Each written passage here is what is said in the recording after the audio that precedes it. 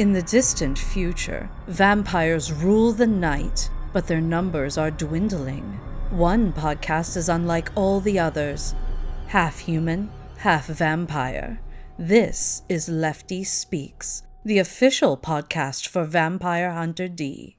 Hello, hunters, and welcome back to Lefty Speaks, the Vampire Hunter D podcast. Today, we have two special guests with us, Sonja and Mandy, the two creators behind the Vampire Hunter D live-action fan short film. And we wanted to invite them here to tell their story about the process of going through and creating it, as I think it's something that for fan creators is a good set of lessons and inspirational story. If you haven't seen it yet, in the description below for YouTube, the podcast, all of it, go check out their YouTube video for that link with the short film. So now that you've watched that, because you hit pause, we'll dive in. So Mandy, Sonja, I'd like to turn it over to the two of you and let you talk through a bit of how you got started in doing this. Yep, I can let Mandy go first. Okay. Scott, thanks for having us. We're so privileged to be here. My name is Mandy. I also go by Langerang on socials. I'm a freelance video editor who got her start making fan films. And this fan film project was a big part of my journey in that career path. And I'm so excited to share that story today. Yeah. And then I'm Sonja. I was the cosplayer that was kind of the inspiration to our little fan film, I guess. I'm an artist living here in Boise, and I'd been in the cosplay scene for about 15, 16 years. And met Mandy, who was working on short films at the time, and we just decided to just kind of collaborate and initially just start out just doing a super small short feature, just like a little cosplay music video, a couple minutes long to highlight just, some of the cosplays that we had done. And we ended up agreeing on a Vampire Hunter D costume that I had just finished that year, and just kind of wanted to highlight that in video form instead of the traditional just taking pictures. And we collaborated, and it turned into something that was far greater than we could have ever imagined. Far greater. So, yeah. Alrighty. And I remember, Sonja, meeting you at, I believe, Emerald City Comic Con in Seattle. Yes. And I remember it because I think you were wearing a Mass Effect Shepard cosplay. Yes. Yeah. And ran into you at the Stranger Comic booth where I was hanging out. Yes, and yeah, I remember that. That was a lot of fun to get. I always love meeting people at conventions, getting to talk about things that kind of the collective shared space, because I think a lot of us are fans of not just one thing. There are certain stories that we like better than others, but I've never met anyone who's only a fan of a single story. Yeah, and so it's fun to hear what other people like, because I personally, I never got into the Mass Effect games, and limited time, we all pick and choose what we're going to play, and I was more interested in a lot of the Final Fantasy stuff and sports and life, and so I love hearing and seeing what other people find their passion in for their creativity. And I loved seeing what you had put together for that. And then when you started talking about, oh, we're doing a Vampire Hunter D thing, I'm like, really? Yeah. I specifically remember I was bummed that day because you were in the booth, and I had also brought that Vampire Hunter D costume to the convention. I just hadn't worn it that day. And I was just like, oh yeah, well, we're doing this little thing. And it was just nice to meet you, because we knew that you were with Unified Pictures, and I'd been following a lot of the Stranger Comics updates with their, I think it was the Niobe. I'm so sorry, the name. Yeah.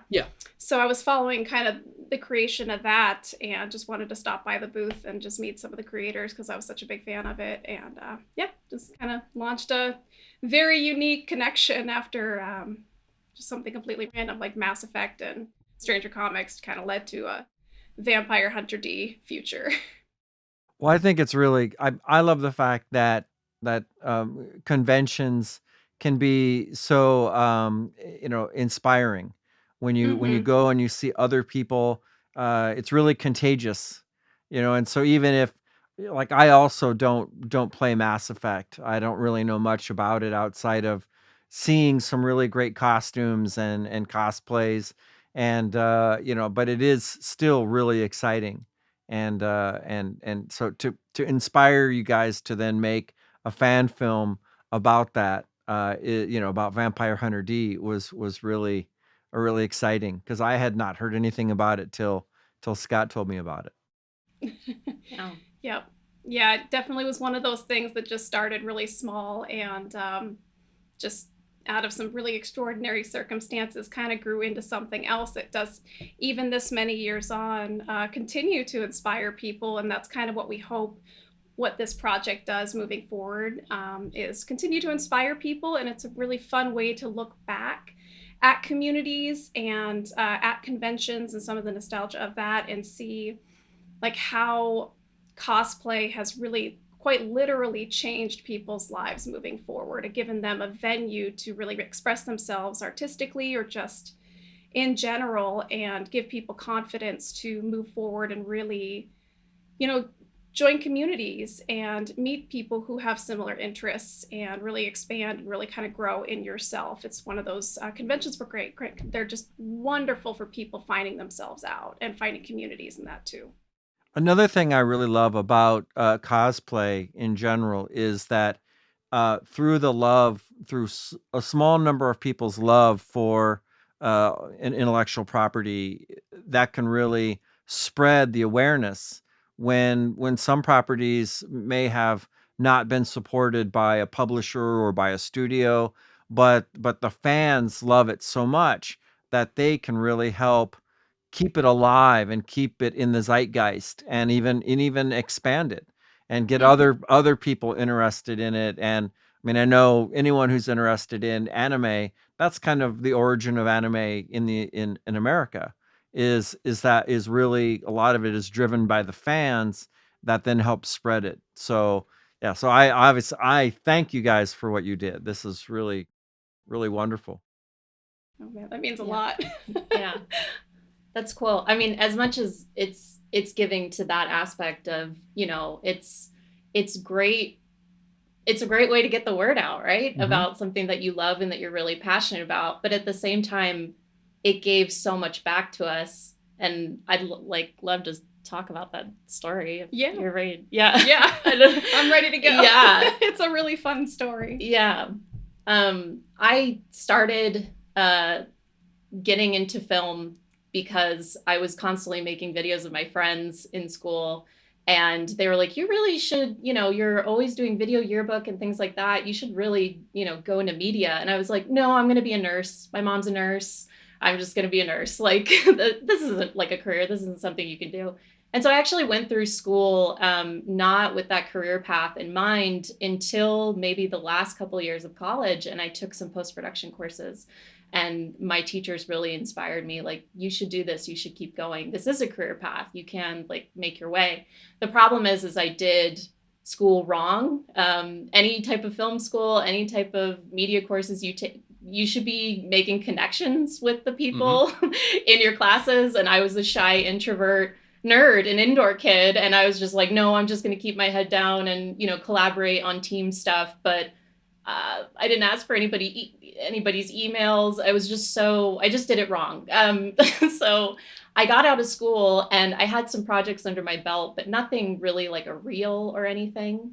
And so I was a nanny for a few years and I enjoyed that, but I just knew, obviously it wasn't going to be like my end state. So I was like, I got to do something. I got to keep it rolling. And just like Sonja, I had been cosplaying for years and years within the scene. And I knew of Sonja, but not personally. Mm-hmm. And I was like, well, I've got to build my reel.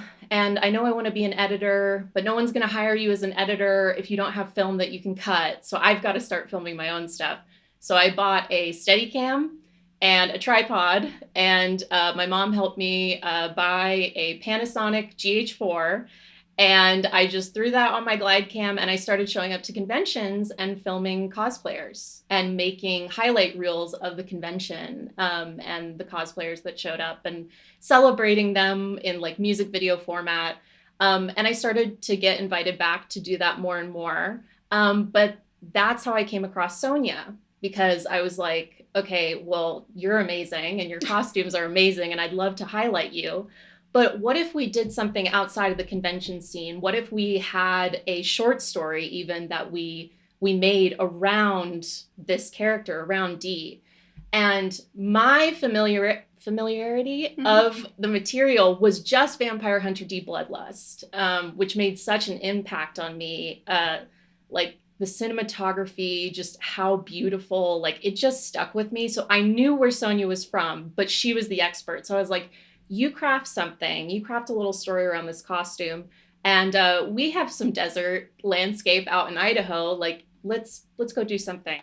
And so that's kind of the impetus of us meeting, is me just being like in this kind of experimental phase of, well, I need to really prove myself here that maybe I can do something with this media thing, or otherwise I'm going to go back to school. Because I wasn't making any money and I was still a nanny. So it was just kind of this tipping point, I would say, for me and where I was in my life. And I met Sonja, and it was just one of those relationships that we just immediately like clicked. We bonded on like that nerd girl level of just like everything she was saying, I understood. Like I just got it. Her passion, her like verve for this story of Dee and like where he was coming from, I was just so inspired by, and I was like, your costume's killer, let's go do something killer. So yeah, if you want to talk about like us going to the dunes, I mean, it was amazing. I've filmed out in the desert and dunes before. It's an experience. It was probably one of the biggest challenges were those scenes in particular, because sand is very, very difficult to work with. So, but continuing on. So yeah, Mandy reached out to me, and at the time too, Vampire Hunter D was kind of my special interest for just a little bit. It still is a big interest in my life, but I was really kind of going through all the books. I think I'd read up to like the 14th or 15th book at that time. So a lot of that content was really fresh in my brain. And the costume that I made specifically, I based on Amano's illustrations versus like the Bloodlust look. So I really wanted to, highlight all the jewelry and just, the just beauty that Dee seemed to exude. That was just something I hadn't seen other cosplayers do, was take on a more like feminine, very just covered in jewelry and all kinds of just accoutrements. That was a big challenge for me as an artist and a cosplayer to be able to pull off. So when Mandy came to me and was like, let's do a bunch of scenes out in the desert, I'm like, this is perfect. The story takes place on the frontier, which is, a wasteland. And we live 30 minutes from a bunch of sand dunes. Let's just go grab a couple friends. I will give them a premise of an idea for the story and be like, create whatever you want, create an NPC, and we will just go film something like a 2-minute cosplay video and just highlight our costumes and just our love for the series. And boy, it took on a creature of its own, because we went out there and we filmed the initial like pilot for us, and just kind of decided we were going to cut those few little scenes into just a small little music video. And when we started looking at the footage, we were like, this rules. This could go somewhere, actually. I mean, and ultimately we wanted to be careful too, because I knew a lot of the characters that we had other than Dee were going to be, fan created characters, and we didn't want to step on any intellectual property at that point. So we were just trying to do a nonverbal capture of the feel of the world of Vampire Hunter D. And that's why we kind of chose to go with some made up characters that had a lot of basis in the storyline. Like, Dee tends to pick up random people throughout a lot of the stories. Sometimes he's like rescuing somebody, and other times he just kind of randomly has that one person who just thinks they're cool and just kind of sticks with them. Kind of like Lefty, a little bit of a thorn in their side. But, ultimately, he wants to protect them. He wants to make sure that they're taken care of because, he was being treated with kindness in those moments. So he wanted to take care of those people moving forward. So we kind of took that timeline and some ideas from different books. And I think we kind of got down and had a writing session together of being like, okay, so who is this character? How do they relate to Dee? We already have this stuff filmed in the desert. Where do we go from here with the timeline? So the opening 2 minutes of the fan film were actually shot in 2016. So that's the very first initial pieces that we shot. And that's all out in the desert with, we call her Smidge, but she's our desert wanderer, and Sonja as Dee. And so we had those first shots and we were like, okay, so how do we build around this? Okay, well, we find this desert wanderer. We start this adventure. But then we also had our friend Eric playing this kind of villainous, I would describe him as like a count type of character. And we were like, how do we incorporate him?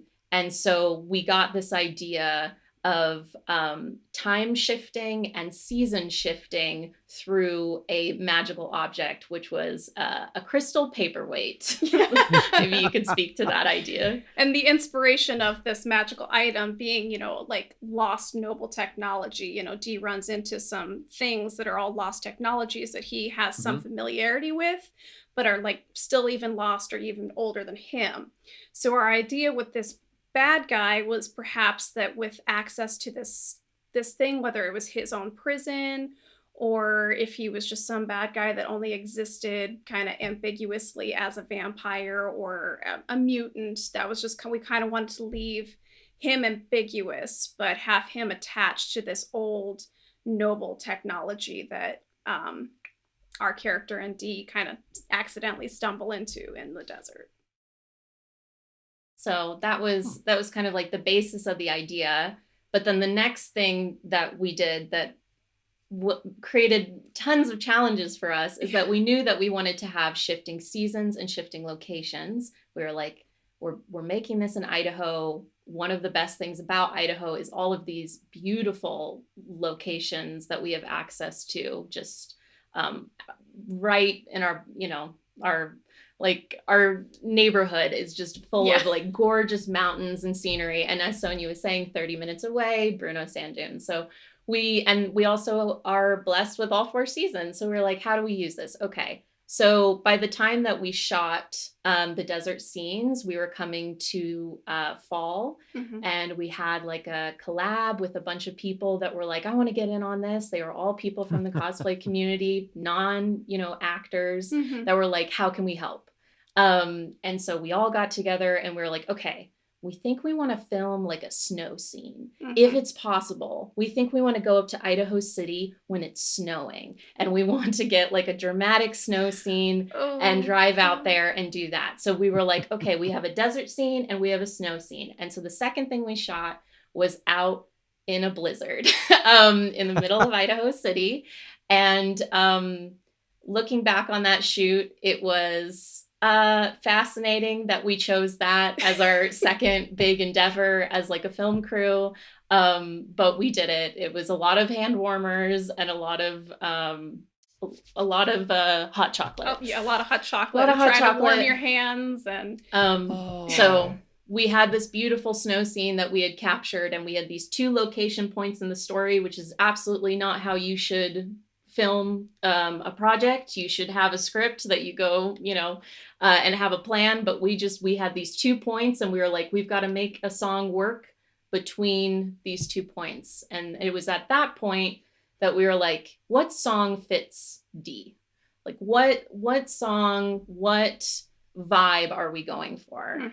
And I'm a big Bjork fan, and I just got it stuck in my craw that like the song Army of Me is Dee, it completely. And it's just got this like roving, like, and it reminded me specifically from Bloodlust, these wide shots that you have in the film and these kind of quieter moments where he's moving across the landscape.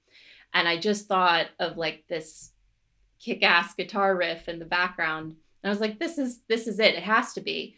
But the song is only 2 minutes long, give or take. So we extended it. We got a couple like different orchestrations and things like that.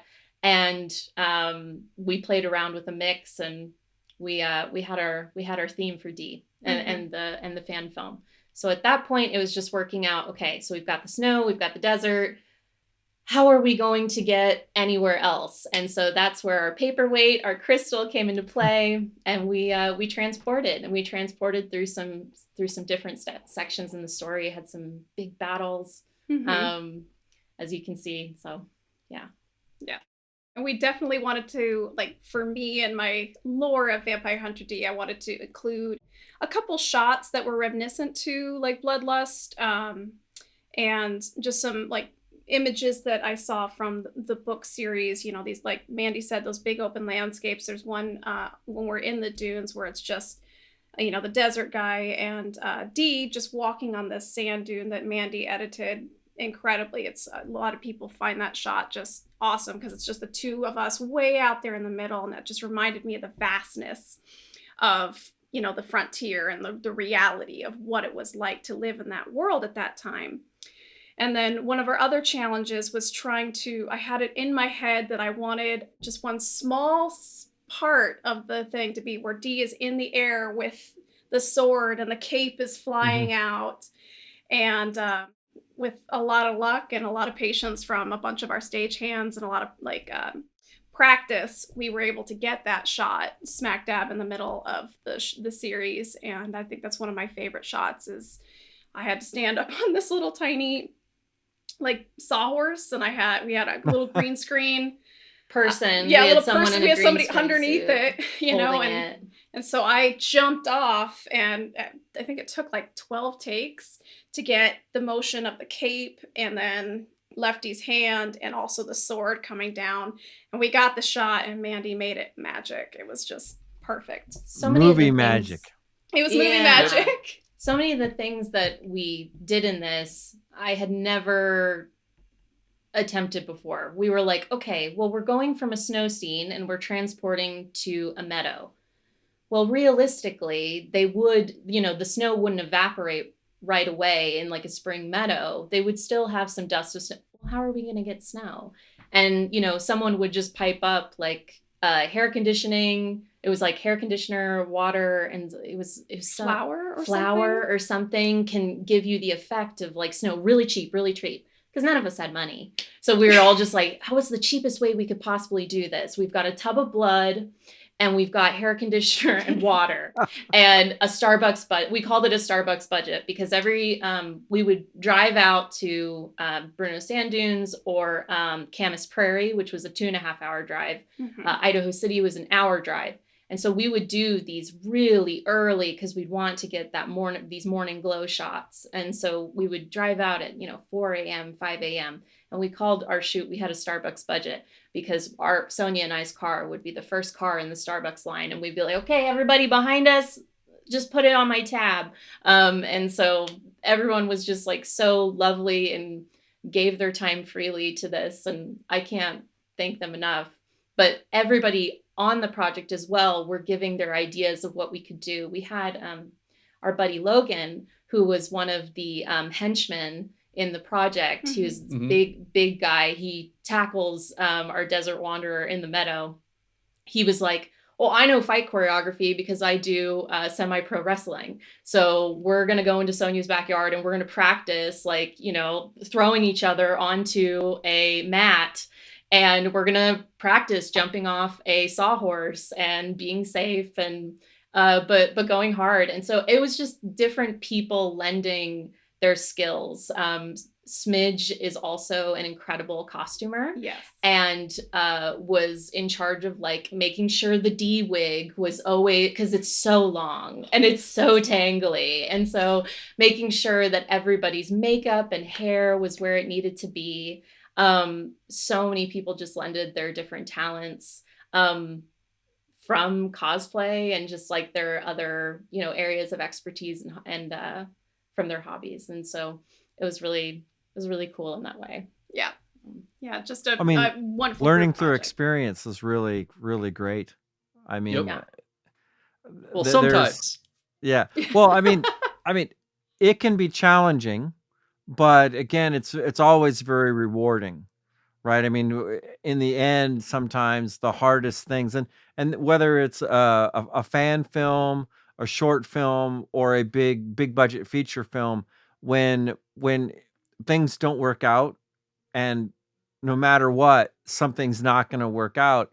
Sometimes the absolute best things come out of that, Hmm. where people have to step up and just kind of go, oh well, what can we do this or can we do that, or problem solving, or someone goes, hey, I used to do this, so why don't we try this? And suddenly the ideas spark, and suddenly you have a solution to something that you thought was insurmountable. Or I mean, I remember there's so many stories anyone who's worked in the business can say. It's like, oh well, we had this, we had this all set up, we had everything made, we thought we had our permits, and then suddenly a permit didn't work, and or it was, oh well, our permit was in the wrong location, there was a mess up, so you had to suddenly make a sudden change. Like, all right, well, why don't we use the back of this building that we're already at? We have an extra 5 hours to do it because we don't have to move everything over. And suddenly it ends up being better, you know. So it happens. Yeah. So it sounds, I'm loving hearing what you guys are doing for this. This is really fun. I think And for anybody that's never filmed in the cold for extended time, Oh my gosh, yes. oh good lord. Yeah. We have a behind the scenes video available on the same channel that you can watch the YouTube video for our fan film, and you can see that the visceral just nature of just all of our limbs are so rosy red, and we're because it was snowing and then it turned into rain. Yep. And it was literally Sonja's husband coming in with shovels and digging us out so we could leave. By the end of the shoot, our cars had completely been impacted by the snow. Yeah. And we were just huddling in and trying to get dry while we were waiting for the dudes on the shoot to just shovel us out and get us out of Idaho City. It was beautiful looking back at that footage, but I'm just like, why did we do that? And I think weather was probably our biggest challenge when it came to that. We had to reschedule, I think, 2 different shoots based on weather challenges our very first time. And I would like to preface this that when you're in college or any groups of people, trying to get 7 or 8 different people together on the same day is already a challenge. So we were able to bus, 7 or 8 people, including some crew that we had brought on to kind of help us with the script or just costumes, just kind of help us out that day. And we get out there, everybody's in costume, full makeup, we start filming, and a thunderstorm rolled in. We've got live we've got live steel, we've got our cars, we have no shelter. The hair starts going up, and it becomes a flash flood situation. We got to get out of there. So we had to abort mission, and by the time everybody got out of costume and we were like sitting in our our little cars just as this huge thunderstorm's happening all around us, 5 minutes later, perfect lighting, perfect weather, awesome moody everything, and we had to schedule another 5 weeks out, I think. Yeah. So we missed the initial flowers in this area that we wanted and ended up having to reschedule. But the best part of that is we left our some props out there way out in the middle, and we were able to go back and not only find those props, but take our time and actually film that spot. So the weather was a challenge, and then filming in the sand dunes was probably also one of the biggest challenges. Sand, it gets everywhere. Sand and the heat. Lord. Yeah. Of course, it's rough. It gets everywhere. Most of our costumes are put together. They're cosplay. They're not necessarily meant for longevity or long use or the amount of beatings that our costumes went through. So filming in the sand dunes scenes over and over and over when we're like running up and down and like trying to choreograph swordplay and everything. And it's worth watching in the behind the scenes. There's a little 1 minute clip of just a whole compilation of just everybody Bloopers. falling down in the desert. It is so funny. Because I'm running with my Steadicam up and down the dunes over and over and over, and your foot would get caught on a weed or whatever, and it would just tumbling, or you hit sand. Yeah, you just hit like a hard spot in the sand. Yeah, it was a lot of falling. It was a lot of bruised knees. It was borderline heat stroke at some points, freezing ourselves to death. But you know what? We just kept being like, this is so fun. Mm-hmm. And this is an excuse to be together, get out of our house and make art, that we're just having a kick-ass time. Like, there's nothing that's good. Like, we were just in the best mood, even when things were like really hard, really stressful. We weren't getting the shots that we needed. The sun is escaping us. I don't think we used any external lighting in this project. It was all natural light. And so we were just always racing against time every single shoot. Yeah. And so even with that pressure, we were just having the times of our life. And what became like this little thing became the thing that we kept coming home to, and kept being like, well, we have a shoot in 2 weeks and it's going to be so fun, right? And then we're going to go and look at the dailies and it's just going to be amazing. So it was just that thing that this project started in 2016, and ultimately we finished filming in like a year and a half, almost 2 years. It was about 2.5. It took about 2.5 years because of everyone's scheduling and also hitting those critical points in the season in Idaho and getting the locations that we wanted. The project itself took about 2.5 years. And so our last shoot was in 2018 in October. But before then, we had a major thing happen, which was Sonja and I started to get a little bit of recognition for the project that we were working on. And we were posting some clips online, and people were like, this is really cool. Like, this is really exciting. And we actually got invited to a convention here in Idaho to do a panel and talk about the project and what we were working on. And so I got a hard drive all loaded up with a bunch of our footage. I was also filming media for that convention at that time, so it was a little bit stressful, and I think I got my wires a little too crossed. And I just, lessons learned, but on the way to the panel, I dropped a hard drive with a lot of the footage from our last, I would say, like 2 shoots at that point. Yeah, and the winter. And the winter shoot from like 2 years prior was on it as well. And lesson learned, I obviously back up everything now.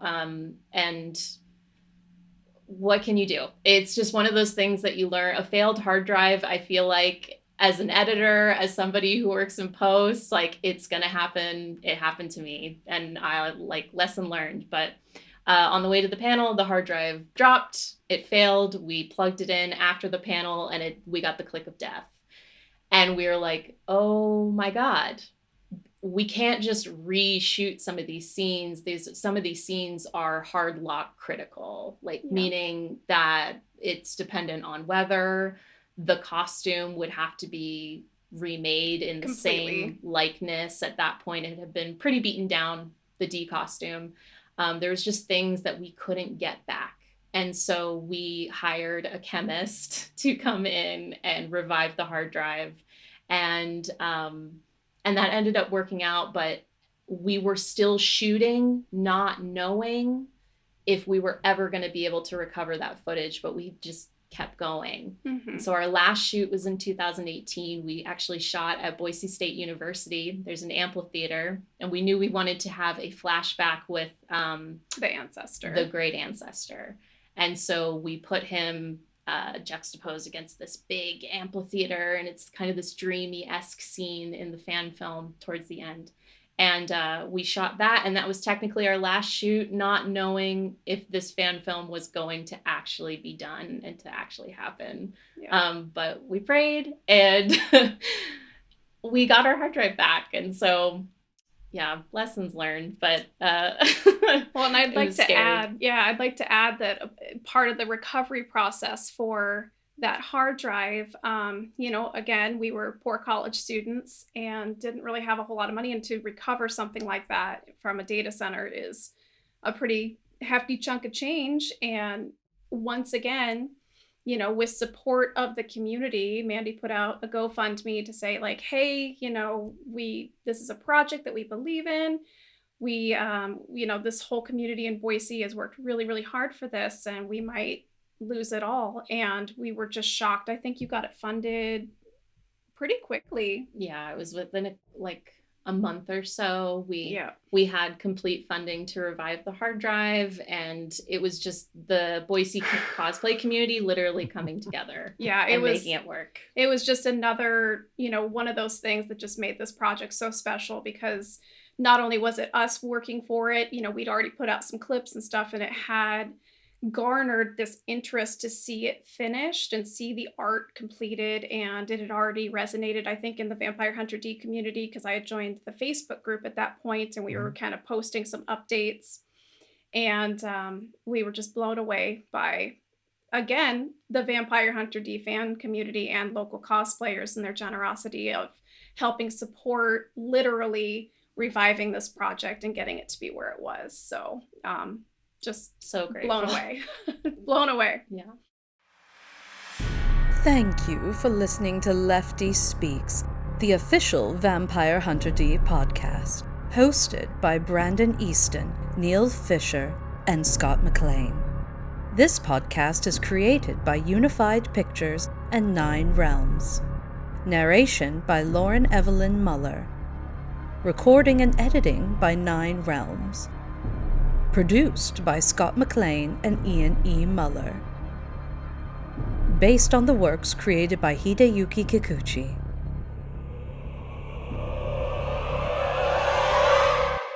Happy hunting.